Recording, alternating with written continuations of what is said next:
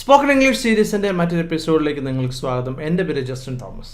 ഈ സെഷനിൽ നമ്മൾ പഠിക്കുന്നത് വെരി എന്നുള്ളതിന് പകരമായിട്ട് ഉപയോഗിക്കാവുന്ന നല്ല വാക്കുകൾ ഏതൊക്കെയാണ്.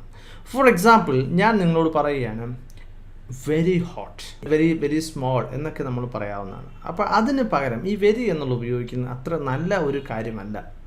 ഇംഗ്ലീഷിൽ ഈ വെരി ഒരുപാട് നമുക്ക് ഉപയോഗിക്കുന്നത് ശരിയല്ല. അതിന് പകരമായിട്ട് മറ്റ് ചില വാക്കുകളുണ്ട്. അപ്പോൾ അത് ഏതൊക്കെയാണ് എന്ന് നമുക്ക് ഈ എപ്പിസോഡിൽ നമുക്ക് ശ്രദ്ധിക്കാവുന്നതാണ്. എൻ്റെ പേര് ജസ്റ്റിൻ തോമസ്. അപ്പോൾ നമുക്ക് ശ്രദ്ധിക്കാം, വെരി ലിറ്റിൽ. വെരി ലിറ്റിൽ എന്ന് പറഞ്ഞാൽ വളരെ ചെറുത് എന്നാണ് എൻ്റെ അർത്ഥം. അത് ഉപയോഗിക്കുന്നത് അത്ര നല്ലതല്ല. അതിനേക്കാളും നല്ലൊരു വാക്കുണ്ട്, അപ്പോഴത് ഉപയോഗിക്കുക. ടൈനി എന്നാണ് ആ വാക്ക്. ഇനി വെരി ടേസ്റ്റി. വെരി ടേസ്റ്റി എന്ന് പറഞ്ഞാൽ നമുക്ക് വളരെ സ്വാദിഷ്ടമായിട്ടുള്ളത് നമുക്ക് പറയാവുന്നൊരു വാക്കാണ് delicious.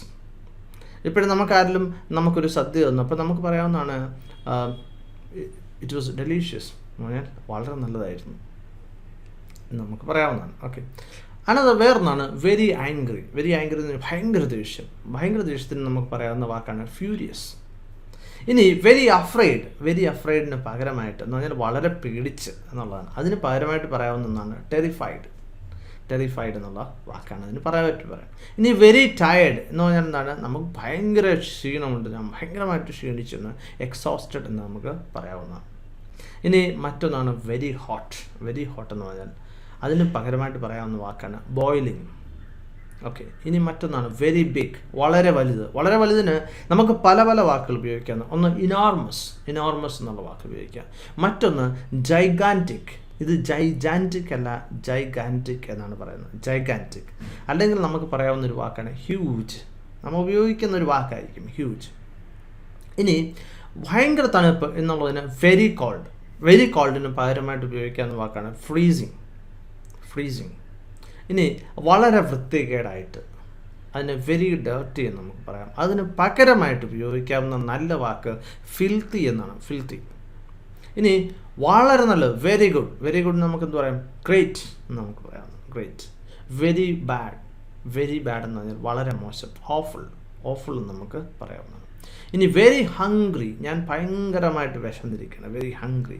I M very hungry എന്ന് പറയുന്നതിനേക്കാൾ നല്ലത് ഐ എം സ്റ്റാർവിങ് എന്ന് പറയുന്നതാണ്. സ്റ്റാർവിങ്. അപ്പോൾ വെരി ഹംഗ്രിക്ക് പകരമായിട്ട് പറയാവുന്നതാണ് starving. Okay, very important. Very ഇമ്പോർട്ടൻറ്റിന് പകരമായിട്ടുള്ളതാണ് എസെൻഷ്യൽ. എസെൻഷ്യൽ എന്നാണ് നമുക്ക് തീർച്ചയായിട്ടും പറയാവുന്നത്. ഇനി മറ്റൊന്നാണ് വെരി എക്സ്പെൻസീവ്. വളരെ പണം നൽകേണ്ടതായിട്ടുള്ളത്, ഭയങ്കര എക്സ്പെൻസീവ് ആയിട്ടുള്ളതിന് നമുക്ക് എന്ത് പറയാം, പ്രൈസ്ലെസ് എന്നാണ്. It is priceless. ഓക്കെ, അപ്പോൾ നമുക്ക് തീർച്ചയായിട്ടും ശ്രദ്ധിക്കുക, നമ്മൾ ഇംഗ്ലീഷിൽ മുന്നോട്ട് പോകുമ്പോൾ ഇങ്ങനെയുള്ള വാക്കുകൾ കൂടുതലായിട്ട് ഉപയോഗിക്കുക. ഈ വെരി നമ്മൾ വളരെ കുറച്ച് ഉപയോഗിക്കുക. അപ്പോൾ ശ്രദ്ധിക്കേണ്ട കാര്യമാണ്, നമുക്ക് ഇതെങ്ങനെയാണ് നമ്മൾ ഇംഗ്ലീഷ് പഠിക്കുക, നമ്മൾ റിപ്പീറ്റ് ചെയ്ത് പഠിക്കുക. ഈ സെയിം ചാപ്റ്റർ നിങ്ങൾ 20 തവണ കാണുക. അപ്പോഴും നിങ്ങളുടെ മനസ്സിൽ ഓർത്തിരിക്കും. നിങ്ങൾ നോട്ടുകൾ തയ്യാറാക്കുക, അത് നിങ്ങളുടെ പോക്കറ്റിലിടുക, പോകുന്ന സമയത്ത് അത് കൊണ്ടുപോവുക, റെഫർ ചെയ്യുക. അങ്ങനെ ഇതൊരു കണ്ടിന്യൂസ് ആയിട്ടുള്ളൊരു പ്രോസസ്സാണ്.